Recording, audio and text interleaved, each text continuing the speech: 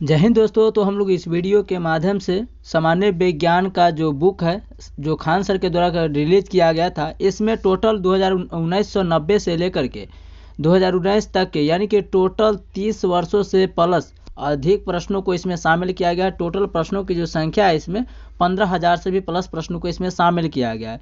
इसमें study material दिया गया है, रसायन विज्ञान है, भौतिक विज्ञान है, जीव विज्ञान है और पर्यावरण है। तो ये स्टडी मटेरियल है और यह बुक ऑल इंडिया ओवर में जितने भी सर आप लोग को एग्जाम होते हैं, चाहे आपको लो लेवल से लेकर के हाई लेवल तक, वो सभी एग्जामों के लिए काफ़ी महत्वपूर्ण प्रश्न है। और यह सभी के सभी प्रश्न जो है ना आपको वो PYQ के रूप में प्रश्न को देखने को मिलेगा। यानी कहने का मतलब है कि प्रीवियस ईयर क्वेश्चन मिलेगा और हर एग्जाम के मिलेगा। ऐसा नहीं कि किसी एक एग्जाम के पर फोकस करके ये बुक को तैयार किया गया है, बल्कि ऑल इंडिया ओवर में जितने भी सारे एग्जाम होते हैं उन सभी एग्जामों में जो टोटल 30 सालों में जो एग्जाम कंडक्ट कराए गए हैं उन सभी प्रश्नों को इसमें शामिल किया गया है। ठीक है, तो चलिए हम वीडियो को शुरू करते हैं बिना समय को गवाए हुए, क्योंकि समय काफ़ी अमूल्य चीज होता है और लग चुकी है तलब मंजिल की, तो खुद को आग में झोंक देंगे और ठोकरे कहती है मारा जाएगा और हौसला कहता है देख लेंगे। ठीक है, तो आइए। और जैसे आप लोग को मन में सवाल आता है कि क्या ये कौन कौन सा एग्जाम के लिए हेल्पफुल बुक है, तो आप लोग यहाँ पर देख पा रहे होंगे। जैसे कि हो गया रेलवे, हो गया SSC, CET, UPSC, CDS, NDA, air force, state PCS and state exam से लेकर के जितने भी सारे सेंट्रल लेवल का कॉम्पिटिटिव एग्जाम होते हैं उन सभी एग्जामों के लिए काफ़ी हेल्पफुल है। यानी कि यह बुक अपने आप में रामबाण है। तो हम लोग पिछला वीडियो में चैप्टर नंबर 7 को कंप्लीट कर चुके थे, क्योंकि हम लोग बायोलॉजी का सीरीज स्टार्ट कर चुके हैं और बायोलॉजी में हम लोग चैप्टर नंबर 7 कर चुके थे। तो आज हम लोग इस वीडियो के माध्यम से चैप्टर नंबर 8, जिसका नाम है वर्गीकी, जिसे हम लोग कहते हैं टैक्सोनॉमी, इस चैप्टर से संबंधित जितने भी सारे चैप्टर वाइज ऑब्जेक्टिव प्रश्न है और प्रीवियस ईयर क्वेश्चन है उन सभी प्रश्नों को हम लोग कवर करने वाले हैं। और आप लोग को यहाँ पर दिख जाएगा कि कौन सा प्रश्न जो है ना आपको कब कब कौन सा एग्जाम में पूछा गया है। जैसे यहाँ पर पहला नंबर प्रश्न देख रहे होंगे कि यह बिहार पुलिस कांस्टेबल एग्जाम में 18/9/2016 को पूछा गया है। यानी सभी आपको प्रश्न के नीचे दिख जाएगा कि कौन कौन सा एग्जाम में पूछा गया। ठीक है, तो पूरे ऑल इंडिया में जितने भी सारे एग्जाम होते हैं उन सभी एग्जामों के लिए हेल्पफुल है, आप लोग निश्चिंत देख सकते हैं। तो आइए हम वीडियो को शुरू करते हैं पहला नंबर प्रश्नों के साथ। पहला नंबर प्रश्न कहता है कि कीट निम्नलिखित में से किससे संबंधित होता है। तो हम लोग जानते हैं कि कीट किससे संबंधित है, एनिलिडा ग्रुप के अंतर्गत आता है, इस समूह में आता है। ऑप्शन नंबर सी इसका राइट आंसर होगा। लेकिन सबसे बड़ा जो समूह होता है वो ऑर्थोपोडा होता है। ठीक है, तो इसका राइट आंसर हो जाएगा ऑप्शन नंबर सी। चलिए नेक्स्ट प्रश्न है, वो भी आप लोग बिहार पुलिस कांस्टेबल एग्जाम में पूछा गया था 2020 में, 12/1/2020 में।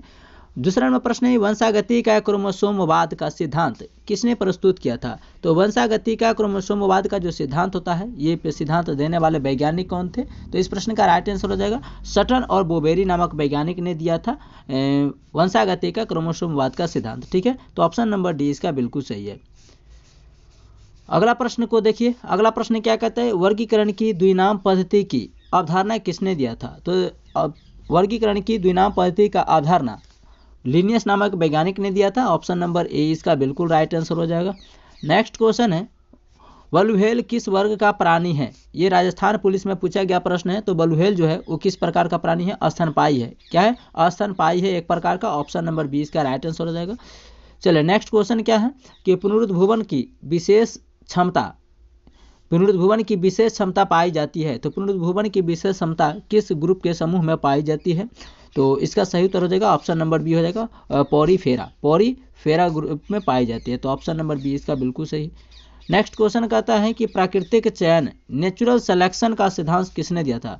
तो प्राकृतिक चयन का सिद्धांत देने वाले वैज्ञानिक कौन थे।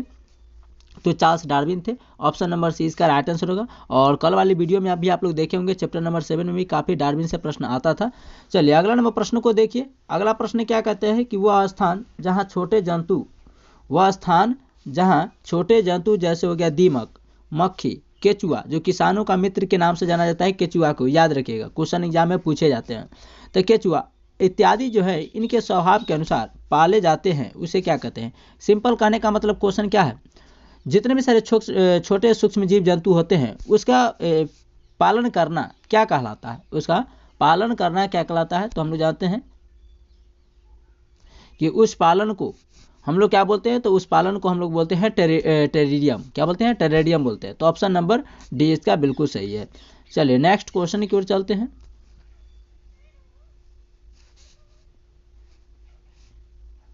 चलिए अगला नंबर प्रश्न को देखिए कि सजीव जीवों के वर्गीकरण की मूल इकाई हैं। तो सजीव की जीवन की मूलभूत इकाई किसे माना जाता है? तो सजीव का सबसे मूलभूत इकाई क्या माना जाता है?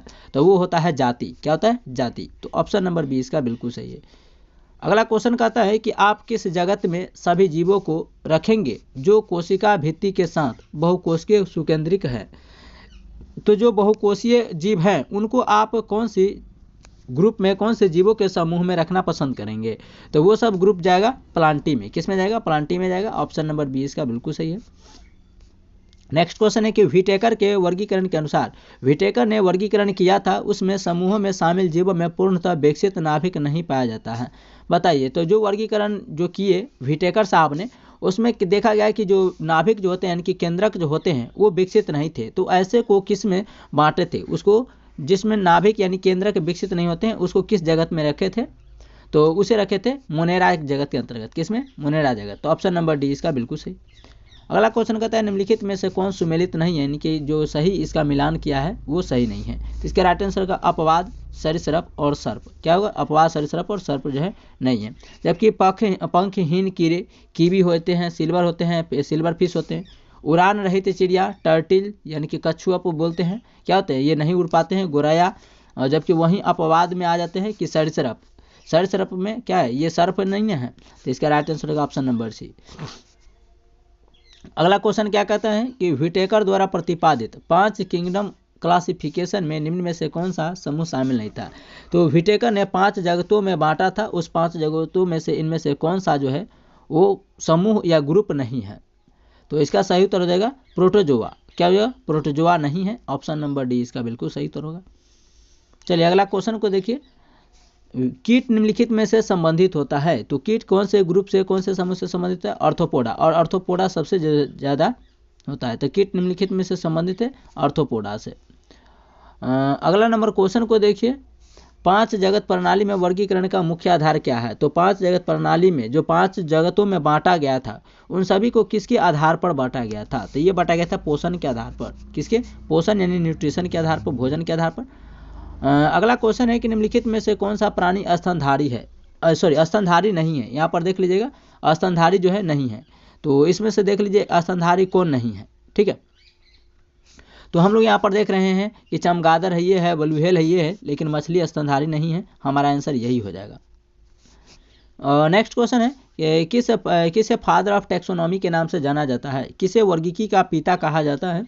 तो इस प्रश्न का राइट आंसर हो जाएगा कार्ल लिनियस को वर्गीकी का पिता कहा जाता है। जबकि साइटोलॉजी का पिता रॉबर्ट ब्रूक को कहा जाता है, रॉबर्ट हुक को। उस विकल्प को चुनिए जो लिनियस अनुक्रम का सही आरोही क्रम दिखाता है। तो लिनियस ने किस तरीके से क्लासिफिकेशन किए थे, किस तरीके से वर्गीकरण किए थे? लिनियस के अनुसार। तो इसका सही उत्तर क्या हो जाएगा? तो इसका राइट आंसर हो जाएगा ऑप्शन नंबर डी। यहाँ पर देख पा रहे हैं पहले स्पीसीज था, उसके बाद फिर जीनियस था, जीन था, फिर उसके बाद परिवार यानी फैमिली था, उसके बाद ऑर्डर था, उसके बाद ऑर्डर क्लास था, उसके बाद फाइलम था, उसके बाद किंगडम था। यानी ऑप्शन नंबर डी इसका राइट आंसर होगा। इस जगतों में बांटे थे। नेक्स्ट कहता है कि चींटी सामाजिक की कीट है, वो किस सामाजिक में रहती है? चींटी एक सामाजिक प्राणी है। बताइए चींटी एक प्रकार के कौन से सामाजिक कीट में रहती है? तो इसका सही उत्तर हो जाएगा वह कॉलोनियों में रहती है। कहाँ पर? कॉलोनियों में रहती है। तो ऑप्शन नंबर ए इसका बिल्कुल सही है। नेक्स्ट क्वेश्चन है निम्नलिखित में से लिनियस पदानुक्रम के आरोही क्रम में व्यवस्थित करें। तो अवरोही क्रम में बताना है। तो एक होता है आरोही और एक होता है अवरोही। ठीक है, तो इसका राइट आंसर क्या हो जाएगा? अभी आप लोग इंग्लिश में देखे थे, इसको बांटा गया था। तो इसका सही उत्तर होगा पहले जगत होगा, उसके बाद संघ होगा, उसके बाद वर्ग होगा, उसके बाद गण होगा, उसके बाद कुल होगा, उसके बाद वंश होगा, उसके बाद लास्ट में जाति होगा। तो ऑप्शन नंबर सी इसका राइट आंसर हो जाएगा। नेक्स्ट कहता है कि वर्गीकरण के विभिन्न पदानुक्रम में किस समूह में अधिकतम समान लक्षण वाले जीवों की संख्या सर्वाधिक है? तो इनमें से कौन से ग्रुप हैं, कौन सा समूह है जिसमें समान लक्षण वाले, एक जैसे गुण वाले सभी जीव शामिल किए गए हैं? यानी गुण के आधार पर इसको बांट करके एक ही समूह में रख दिया गया है। तो इसका सही उत्तर हो जाएगा जगत किंगडम में। किसमें? जगत किंगडम में रखे गए। और जगत किंगडम में पाए जाने वाले जितने भी सारे जीव हैं उनमें जीव गुण जो हैं एक जैसे दिखते हैं। ठीक है, चलिए अगला क्वेश्चन कहता है कि प्राणी वर्गीकरण का पदानुक्रम निम्न में से कौन से हैं? तो प्राणी का वर्गीकरण, प्राणी का जो बांटा गया था, वर्गीकरण किया गया था, वो इसमें से कौन सा निम्न जो है सो सही है, जोड़ा है या सही तरीके से उसको सजाया गया है? तो इसका सही उत्तर होगा पहले संघ होगा, उसके बाद वर्ग होगा, उसके बाद गण होगा, उसके बाद कुल होगा, उसके बाद वंश, उसके बाद प्रजाति, उसके बाद फिर जाति होता है। तो ऑप्शन नंबर सी इसका बिल्कुल राइट आंसर हो जाएगा। नेक्स्ट क्वेश्चन है कि जीव जगत का 5 वर्गों में वर्गीकरण 5 किंगडम क्लासिफिकेशन किसने किया था? ये लिनियस ने ही किया था। ऑप्शन नंबर सी इसका राइट आंसर हुआ कि वर्गीकरण का पिता किसे कहा जाता है? लिनियस को कहा जाता है। तो ऑप्शन नंबर जो होगा, सॉरी क्या बोला है, जीव जगत का 5 वर्गों में वर्गीकरण, तो 5 किंगडम क्लासिफिकेशन, तो ये विटेकर के द्वारा किया गया था। किसके द्वारा? विटेकर के द्वारा किया गया था। ठीक है, तो इस प्रश्न का राइट आंसर हो जाएगा विटेकर। नेक्स्ट कहता है कि सिस्टम ऑफ नेचर किसके द्वारा लिखा गया था? तो सिस्टम ऑफ नेचर जो है वो लिखने वाले वैज्ञानिक कौन थे? तो वो थे कैरोलम लिनियस ने, कैरोलस लिनियस। कहीं कहीं पे आपको कैरोलस लिनियस भी दिख जाएगा। ठीक है, तो ऑप्शन नंबर सी इसका बिल्कुल सही है। अगला क्वेश्चन कहता है कि आप उस जीव को किस जगत में रखेंगे जो एक कोशिकीय यूकैरियोटिक, देखिए यूकैरियोटिक कोशिका और प्रोकैरियोटिक कोशिका हम थ्योरी में बताए थे। तो यूकैरियोटिक कोशिका जो होता है वो अल्प विकसित होता है। कहता है अल्प विकसित होता है, यानी कि पूरी तरीके से यह विकसित नहीं होता है, जो एक कोशिकीय होते हैं। तो इसको आप लोग कौन से प्रकाश संश्लेषक में इसके रखेंगे या कौन सा जगत में आप लोग इसको रखना पसंद करेंगे? क्योंकि इसका कोशिका जो होता है वो पूरी तरीके से विकसित नहीं होता है। तो ये प्रोटिस्टा में रखा जाएगा। किसमें? प्रोटिस्टा में। नेक्स्ट क्वेश्चन कहता है कि कीट निम्नलिखित में से संबंधित है। तो कीट किससे संबंधित है? तो ये संबंधित है आर्थ्रोपोडा से, क्योंकि कीट आर्थ्रोपोडा में आता है, आर्थ्रोपोडा समूह में आता है। अगला क्वेश्चन कहता है कि मधुमक्खी और टिड्डा किस वर्ग से संबंधित है? मधुमक्खी और टिड्डा किस में आते हैं? तो ये आते हैं कीट में। किस में आते हैं? कीट में आते हैं। ऑप्शन नंबर ए इसका बिल्कुल राइट आंसर हो जाएगा। चलिए अगला नंबर क्वेश्चन को देखिए।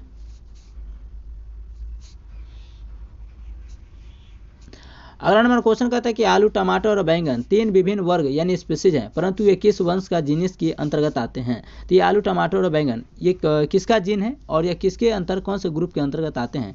तो ये सब सोलेनेसी आते हैं या टिग्रस? तो इस प्रश्न का राइट आंसर क्या हो जाएगा? तो ये हो जाएगा सोलेनम, या सोलेनेसी भी कभी कभी ऑप्शन में दिख जाएगा। ठीक है, SSC CGL में यह क्वेश्चन पूछा गया, आप लोग यहाँ पर देख पा रहे होंगे। चलिए अगला 2 नंबर प्रश्न को देखिए कि सभी सजीव जीवों को विटेकर ने 1969 द्वारा प्रस्तावित प्रणाली के तहत समूहों में वर्गीकृत किया गया था। तो बताइए विटेकर के द्वारा सभी जो जीव हैं उनको 1969 में एक प्रणाली के तहत उसको बांट दिए थे ग्रुप में। बताइए तो वो कितने ग्रुप में बांटे थे? तो ये 5 में बांटे थे। कितने में? 5 ग्रुप में बांटे थे। तो ऑप्शन नंबर जो होगा डी इसका राइट आंसर हो जाएगा। अगला क्वेश्चन को देखिए। अगला कहता है कि एक ही प्रकार के जीवों की आबादी के कुल योग को क्या कहते हैं? तो एक ही प्रकार की आबादी है तो उसके सभी आबादियों को जोड़ को योग को क्या कहते हैं? तो इसका राइट आंसर हो जाएगा प्रजाति बोलते हैं। क्या कहते हैं? एक ही जैसे आबादी को दिखने वाले को ग्रुप के या समूह को प्रजाति कहते हैं। नेक्स्ट कहता है वर्गीकरण की कैरोलस लिनियस प्रणाली है। तो कैरोलस लिनियस जो थे वो वर्गीकरण किए थे किसके आधार पर और उसकी कौन सी पद्धति को उन्होंने अपनाए थे?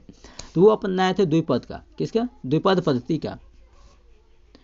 नेक्स्ट क्वेश्चन कहता है कि प्राणी में जैसे एनेलिड हो गया, मोलस्का हो गया, ये सभी का अंग कमलाकार तंत्र के रूप में शारीरिक कार्य करते हैं। प्रत्येक तंत्र एक विशिष्ट कार्य करता है। प्रत्येक तंत्र क्या होता है? प्रत्येक शरीर का एक अंग कार्य करता है। इस तरह की संरचना के स्तर का संगठन कहा जाता है। तो इस तरह के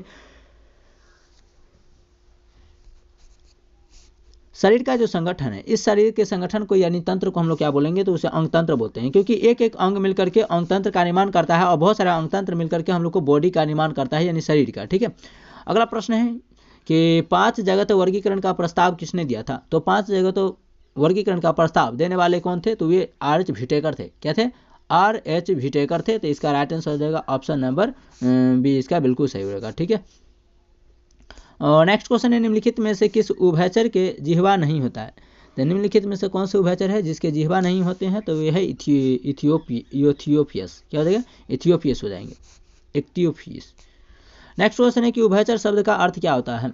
उभयचर शब्द का अर्थ क्या होता है? तो उसे हम लोग 2 जीव कहते हैं। तो 2 जीव कहते हैं। नेक्स्ट क्वेश्चन कहता है कि प्राणियों के वैज्ञानिक नाम लिखने में प्रयुक्त भाषा है। तो जब प्राणी का नाम लिखते हैं तो उसमें से कौन सी भाषा का प्रयोग किया जाता है? तो इसका सही उत्तर होगा लैटिन का। किसका? लैटिन का होगा। SSC सिलेक्शन ऑफ परीक्षा में पूछा गया है। और आइए नेक्स्ट क्वेश्चन की ओर चलते हैं। अगला क्वेश्चन कहता है इन जानवरों में से किसके जबड़े नहीं होते हैं? इन जानवरों में से किसके जबड़े नहीं होते हैं? तो यह मिक्साइन का। किसका? मिक्साइन। ऑप्शन नंबर सी इसका बिल्कुल राइट आंसर हो जाएगा। नेक्स्ट क्वेश्चन कहता है इनमें प्रतिस्कंदक नहीं होते हैं, इनमें प्राकृतिक स्कंदक नहीं पाए जाते हैं। तो इसका सही उत्तर हो जाएगा ऑप्शन नंबर बी में, बर्र में। किसमें? बर्र में। ऑप्शन नंबर बी इसका राइट आंसर हो जाएगा। नेक्स्ट क्वेश्चन है कि वर्गीकरण का प्राकृतिक सिस्टम किस वनस्पति विज्ञानी ने प्रस्तुत किया था? तो वर्गीकरण का प्राकृतिक सिस्टम जो था वनस्पति का मतलब क्या था? पेड़ पौधा। तो इससे संबंधित प्रस्तुत सिद्धांत को किसने तय किया था? तो इसका राइट आंसर हो जाएगा ब्रिटिश ने। किसने? ब्रिटिश ने। अगला क्वेश्चन है कि निम्न में से कौन से जानवर का संबंध मोलस्का से है? एसएससी में पूछा गया एग्जाम है, प्रश्न पूछा गया है। तो इसका राइट आंसर क्या होगा? मोलस्का से हेलियोटिस संबंधित है। ऑप्शन नंबर ए इसका बिल्कुल सही है। अगला क्वेश्चन कहता है निम्नलिखित में से कौन सा वर्गीकरण में विभिन्न स्तर पर उस समूहों की सही व्यवस्था दर्शाता है? तो इसका राइट आंसर हो जाएगा ऑप्शन नंबर ए जगत, उसके बाद फाइलम, उसके बाद वर्ग, उसके बाद गण, उसके बाद कुल, उसके बाद वंश, उसके बाद जाति। ठीक है, तो ऑप्शन नंबर ए आप लोग को बिल्कुल राइट आंसर हो जाएगा। तो चलिए, ये रहा आप लोग को चैप्टर नंबर 8 कंप्लीट करा चुके। चैप्टर नंबर 9 के साथ नेक्स्ट वीडियो में मिलते हैं। तब तक के लिए जय हिंद, मस्त रहिए, स्वस्थ रहिए और अपने लक्ष्य के प्रति व्यस्त रहिए। ठीक है।